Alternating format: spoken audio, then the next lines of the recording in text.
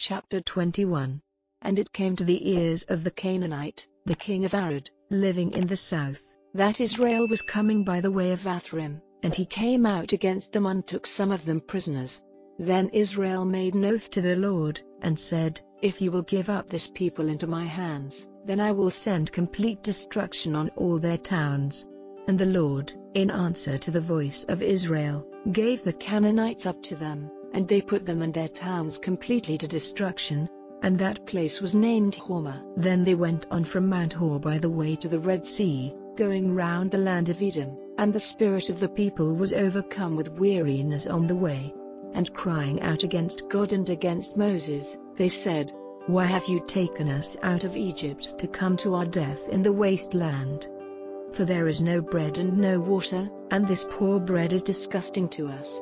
Then the Lord sent poison snakes among the people, and their bites were a cause of death to the people of Israel. Then the people came to Moses and said, We have done wrong in crying out against the Lord and against you. Make prayer to the Lord to take away the snakes from us. So Moses made prayer for the people. And the Lord said to Moses, Make an image of a snake and put it on a rod, and anyone who has been wounded by the snakes, looking on it will be made well. So Moses made a snake of brass and put it on a rod, and anyone who had a snake bite, after looking on the snake of brass, was made well. Then the children of Israel went on and put up their tents in Oboth. And journeying on again from Oboth, they put up their tents in Abarim, in the wasteland before Moab looking east. And moving on from there, they put up their tents in the valley of Sud. From there they went on and put up their tents on the other side of the Arnon, which is on the wasteland at the edge of the land of the Amorites. For the Arnon is the line of division between Moab and the Amorites, as it says in the book of the wars of the Lord, Vaheb in Super, and the valley of the Ammon, the slope of the valleys going down to the tents of Ar and touching the edge of Moab. From there they went on to Beer, the water spring of which the Lord said to Moses, Make the people came together and I will give them water. Then Israel gave voice to this song, Come up, O water spring, let us make a song to it, the fountain made by the chiefs, made deep by the great ones of the people, with the lawgiver's rod, and with their sticks. Then from the wasteland they went on to Mattanah, and from Mattanah to Naaleel, and from Naaleel to Bamoth, and from Bamoth to the valley in the open country of Moab, and to the top of Pisgah looking over Jeshimon. And Israel sent men to Sihon, king of the Amorites, saying, Let me go through your land, we will not go into field or vine garden, or take the water of the springs, we will go by the highway till we have gone past the limits of your land. And Sihon would not let Israel go through his land, but got all his people together and went out against Israel into the wasteland, as far as Jahaz, to make war on Israel.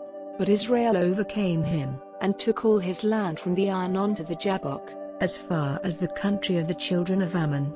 For the country of the children of Ammon was strongly armed. And Israel took all their towns, living in Heshbon and all the towns and small places of the Amorites. For Heshbon was the town of Sihon, king of the Amorites, who had made war against an earlier king of Moab and taken from him all his land as far as the Arnon. So the makers of wise sayings say, Come to Heshbon, building up the town of Sihon and making it strong, for a fire has gone out of Heshbon, a flame from the town of Sihon, for the destruction of Ar in Moab, and the lords of the high places of the Arnon. Sorrow is yours, O Moab. Destruction is your fate, O people of Chemosh. His sons have gone in flight, and his daughters are prisoners, in the hands of Sihon, king of the Amorites. They are wounded with our arrows.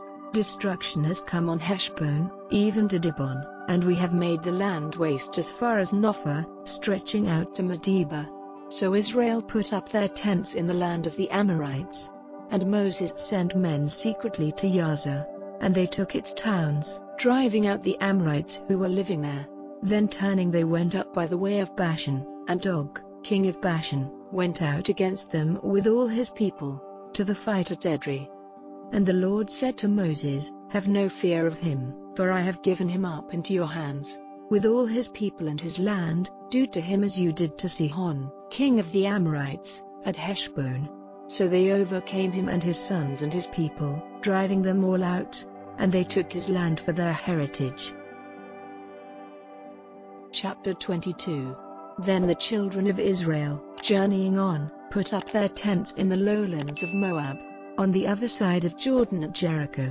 Now Balak, the son of Zippor, saw what Israel had done to the Amorites. And in Moab there was great fear of the people, because they were so great, and the feeling of Moab was bitter against the children of Israel. Then Moab said to the responsible men of Midian, "It is clear that this great people will be the destruction of everything round us, making a meal of us as the ox does of the grass of the field." At that time Balak, the son of Zippor, was king of Moab.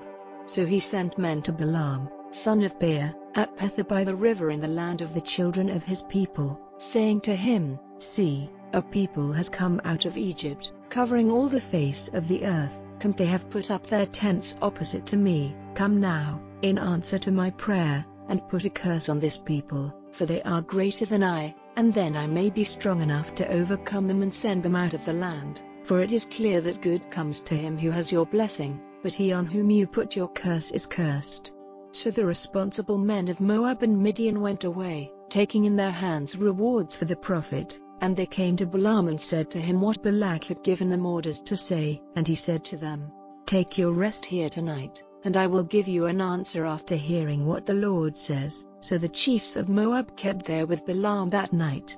And God came to Balaam and said, "Who are these men with you?" And Balaam said to God, "Balak, the son of Zippor, king of Moab, has sent them to me, saying, 'See, the people who have come out of Egypt are covering all the earth. Now, put a curse on this people for me, so that I may be able to make war on them, driving them out of the land.'" And God said to Balaam, "You are not to go with them, or put a curse on this people, for they have my blessing." In the morning Balaam got up and said to the chiefs of Balak, "Go back to your land, for the Lord will not let me go with you." So the chiefs of Moab went back to Balak and said, "Balaam will not come with us." So Balak sent more chiefs, greater in number and of higher position than the others. And they came to Balaam and said, "Balak, son of Zippor, says, 'Let nothing keep you from coming to me, for I will give you a place of very great honor, and whatever you say to me I will do. So come, in answer to my prayer, and put a curse on this people.'" But Balaam, in answer, said to the servants of Balak, "Even if Balak gave me his house full of silver and gold, it would not be possible for me to do anything more or less than the orders of the Lord my God. So take your rest here this night, till I have knowledge what more the Lord has to say to me." And that night God came to Balaam and said to him, "If these men have come for you, go with them, but do only what I say to you." So in the morning Balaam got up and, making his ass ready, went with the chiefs of Moab. But God was moved to wrath because he went, and the angel of the Lord took up a position in the road to keep him from his purpose. Now he was seated on his ass, and his 2 servants were with him. And the ass saw the angel of the Lord waiting in the road with his sword in his hand, and turning from the road, the ass went into the field, and Balaam gave the ass blows, to get her back onto the road. Then the angel of the Lord took up his position in a narrow road through the vine gardens, with a wall on this side and on that. And the ass saw the angel of the Lord, and went near the wall, crushing Balaam's foot against the wall, and he gave her more blows. Then the angel of the Lord went further, stopping in a narrow place where there was no room for turning to the right or to the left. And the ass saw the angel of the Lord and went down on the earth under Balaam, and full of wrath, Balaam gave her hard blows with his stick. Then the Lord gave the ass the power of talking, and opening her mouth she said to Balaam, "What have I done to you that you have given me blows these 3 times?" And Balaam said to the ass, "You have made me seem foolish. If only I had a sword in my hand I would put you to death." And the ass said to Balaam, "Am I not your ass upon which you have gone all your life till this day? And have I ever done this to you before?" And he said, "No." Then the Lord made Balaam's eyes open, and he saw the angel of the Lord in the way with his sword in his hand. and he went down on his face to the earth. And the angel of the Lord said to him, Why have you given your ass blows these 3 times? See, I have come out against you to keep you back, because your purpose is not pleasing to me. And the ass saw me, turning to one side from me 3 times. If she had not gone to one side, I would certainly have put you to death and kept her safe. And Balaam said to the angel of the Lord, I have done wrong, for I did not see that you were in the way against me. But now, if it is evil in your eyes, I will go back again. And the angel of the Lord said to Balaam, Go with the men, but say only what I give you to say. Then Balaam went on with the chiefs of Balak. Now Balak, hearing that Balaam had come, went to the chief town of Moab, on the edge of the Arnon, in the farthest part of the land, for the purpose of meeting him. And Balak said to Balaam, Did I not send to you, requesting you with all my heart to come to me? Why did you not come? Am I not able to give you a place of honor? Then Balaam said to Balak, Now I have come to you, but have I power to say anything? Only what God puts into my mouth may I say. And Balaam went with Balak to Kiriath-Huzoth. And Balak made offerings of oxen and the sheep, and sent to Balaam and the chiefs who were with him. And in the morning Balak took Balaam up to the high places of Baal, and from there he was able to see the outer limits of the people. Chapter 23. And Balaam said to Balak, Make me here 7 altars and get ready 7 oxen and 7 male sheep. And Balak did as Balaam had said, and Balak and Balaam made an offering on every altar of an ox and a male sheep. Then Balaam said to Balak, Take your place by your burnt offering, and I will go and see if the Lord comes to me, and I will give you word of whatever he says to me. And he went to an open place on a hill, and God came to Balaam, and Balaam said to him, I have made ready 7 altars, offering an ox and a male sheep on every altar. And the Lord put words in Balaam's mouth, and said, Go back to Balak, and this is what you are to say. So he went back to him where he was waiting by his burnt offering with all the chiefs of Moab. And in the words which the Lord had given him he said, From Aram Balak has sent for me, the king of Moab from the mountains of the east. Come, put curses on Jacob for me and be angry with Israel. How may I put curses on him who is not cursed by God? How may I be angry with him with whom the Lord is not angry? From the top of the rocks I see him, looking down on him from the hills. It is a people made separate, not to be numbered among the nations. Who is able to take the measure of the dust of Jacob or the number of the thousands of Israel? May my death be the death of the upright and my last end like his. Then Balak said to Balaam, What have you done to me? I sent for you so that my haters might be cursed, and see, you have given them a blessing. And in answer he said, Am I not ordered to say only what the Lord puts into my mouth? And Balak said to him, Come with me now into another place, from which you will not be able to see them all, but only the outskirts of them, and you will send curses on them from there. So he took him into the country of Zophim, to the top of Pisgah, and there they made 7 altars, offering an ox and a male sheep on every altar. Then he said to Balak, Take your place here by your burnt offering, while I go over there to the Lord. And the Lord came to Balaam, and put words in his mouth, and said, Go back to Balak, and this is what you are to say. So he came to him where he was waiting by his burnt offering with the chiefs of Moab by his side. And Balak said to him, What has the Lord said?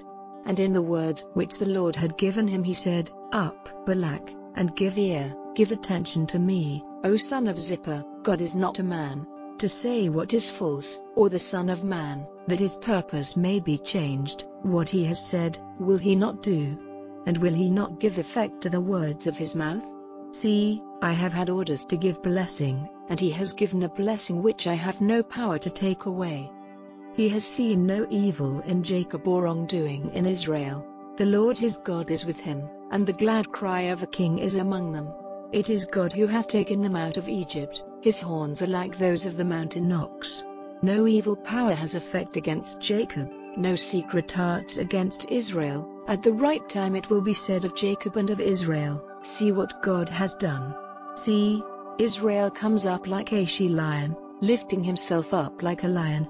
He will take no rest till he has made a meal of those he has overcome, drinking the blood of those he has put to death. Then Balak said to Balaam, "If you will not put a curse on them, at all events do not give them a blessing." But Balaam in answer said to Balak, "Did I not say to you, I may only do what the Lord says?"